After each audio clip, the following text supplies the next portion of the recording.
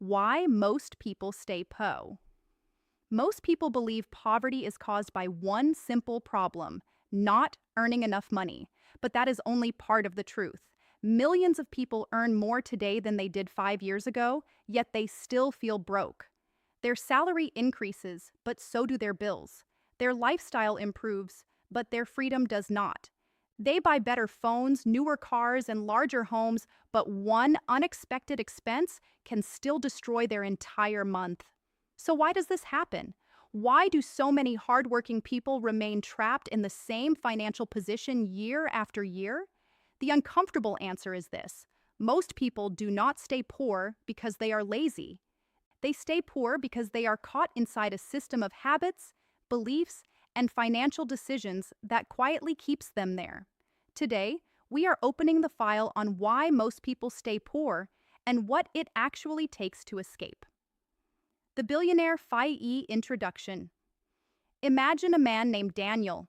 Daniel is 32 years old. He has a stable job, earns a reasonable salary, and receives a small raise almost every year.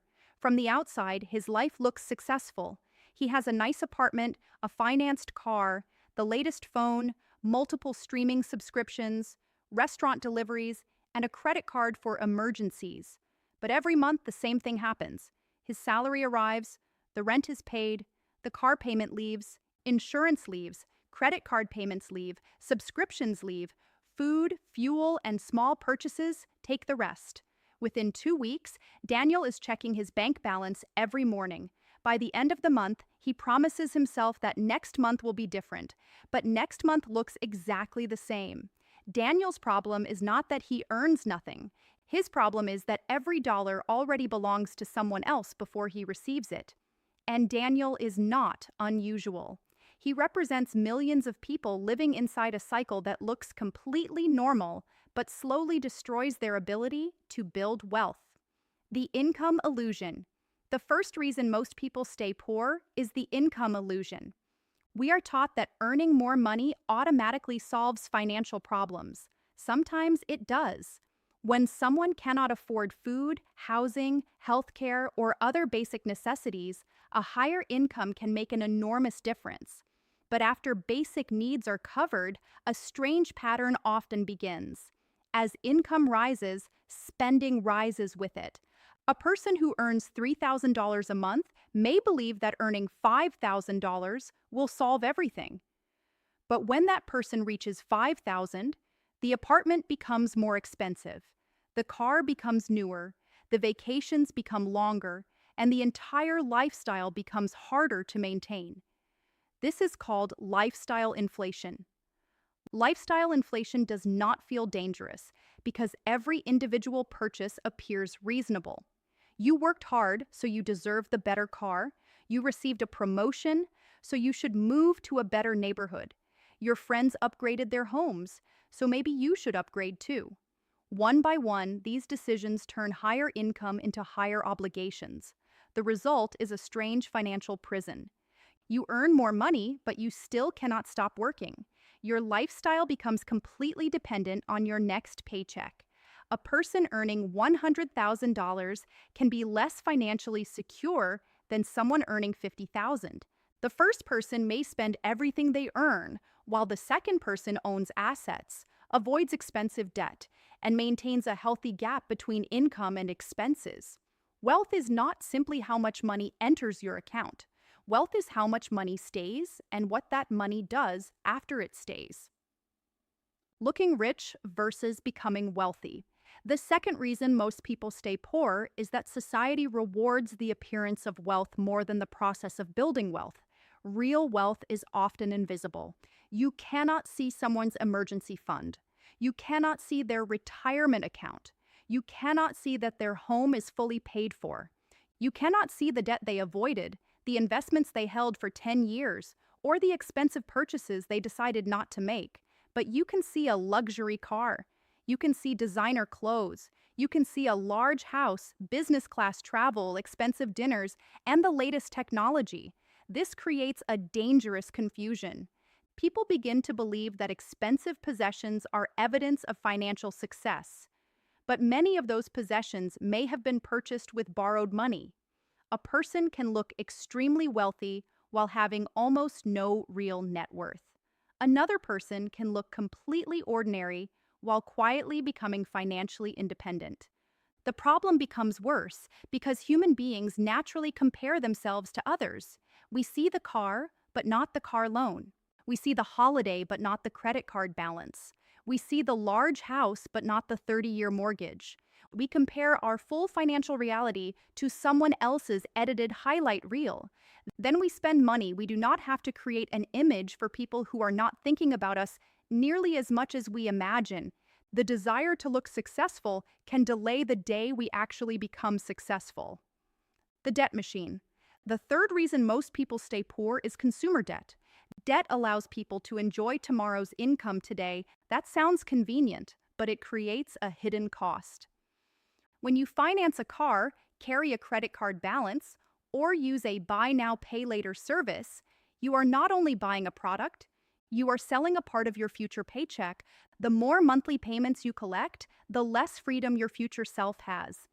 Imagine Daniel receives a raise of $400 per month. He should feel richer. But then he upgrades his car, adding a new monthly payment of $350. The raise disappears before it has any chance to change his financial life. Now imagine this happening repeatedly. A phone payment, a furniture plan, a credit card minimum payment, a personal loan, a subscription that seems too small to cancel. Individually, every payment looks manageable. Together, they create a financial wall. This is why minimum payments can be so dangerous psychologically. They make expensive purchases appear affordable. The question changes from, how much does this cost? To, can I afford the monthly payment? Those are not the same question. A small monthly payment can hide high interest, a long repayment period, and a total cost far greater than the original price. Debt also increases stress. When most of your income is already committed, you cannot easily leave a terrible job, move to another city, start a business, or survive an emergency. Debt does not only take your money, it takes your options. No financial margin. The fourth reason most people stay poor is the absence of financial margin. Financial margin is the gap between what you earn and what you spend. If you earn $5,000 and spend $4,000, you have a $1,000 margin. If you earn $5,000 and spend $5,000, your margin is zero. Without financial margin, wealth cannot be built. Every unexpected event becomes a crisis. A medical bill, car repair, broken appliance, or temporary loss of income forces the person to borrow money. That borrowed money creates a new monthly payment. The new payment reduces future financial margin. When the next emergency happens, the person must borrow even more. This is how a temporary problem becomes a permanent financial pattern. Many people try to solve this by focusing only on tiny expenses. They feel guilty about buying coffee while ignoring the decisions that control most of their financial lives: housing, transportation, debt, and recurring lifestyle costs. Saving small amounts is useful, but the greatest progress usually comes from the largest categories. Driving a more affordable car can create more financial breathing room than canceling one streaming subscription. Choosing a reasonable home can create more freedom than searching for tiny discounts every day. The goal is not to remove all enjoyment from your life. The goal is to stop building a lifestyle so expensive that your future remains permanently under pressure. Short-term thinking. The fifth reason most people stay poor is short-term thinking. Financial hardship creates urgency. When someone is worried about this month's rent, this week's groceries, or tomorrow's bill, it becomes extremely difficult to think about 10 years from now. But even people with enough income often make decisions based only on immediate comfort. They ask, what can I buy today? What payment can I manage this month? What will make me feel successful right now? Wealthy thinking asks different questions. What will this decision cost me over 5 years? Will this purchase increase my freedom or reduce it? Am I buying an asset, a useful tool, an experience, or another obligation? What happens if my income stops for 6 months? Rich people are not automatically smarter, and poor people are not automatically irresponsible. But long-term thinking creates an enormous advantage. When you think in years instead of days, boring actions become powerful. Saving regularly feels small today, but it can become significant over time. Avoiding high-interest debt feels restrictive today, but it can create freedom later. Learning a valuable skill may provide no immediate reward, but it can increase your income for decades. Most wealth-building actions look unimpressive in the beginning. That is why many people abandon them. They expect dramatic results from small and inconsistent efforts, but financial progress is usually quiet. It happens slowly and then suddenly becomes visible. Financial education without action.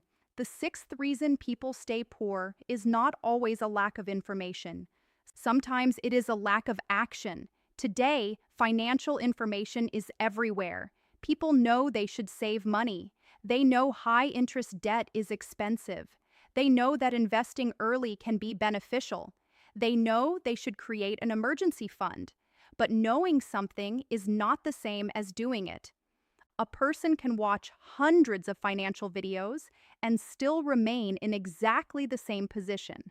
Information without behavior change simply becomes entertainment. This is one of the biggest traps of the internet.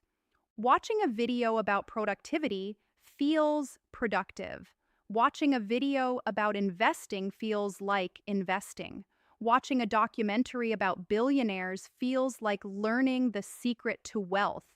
But unless the viewer changes a real decision, the information produces no financial result. After consuming financial content, the real question should be, what will I do differently because I learned this? Will I cancel a debt-producing purchase? Will I track my spending for 30 days? Will I automate my savings? Will I begin learning a higher income skill? Will I build my first emergency fund? One completed action is more valuable than 100 saved videos. Why most people stay poor. In the next file, we will expose the salary trap and explain why a stable paycheck can sometimes become the biggest obstacle between you and financial freedom. Subscribe to the Billionaire Files and open the next file. End screen. Next file. The salary trap nobody warned you about.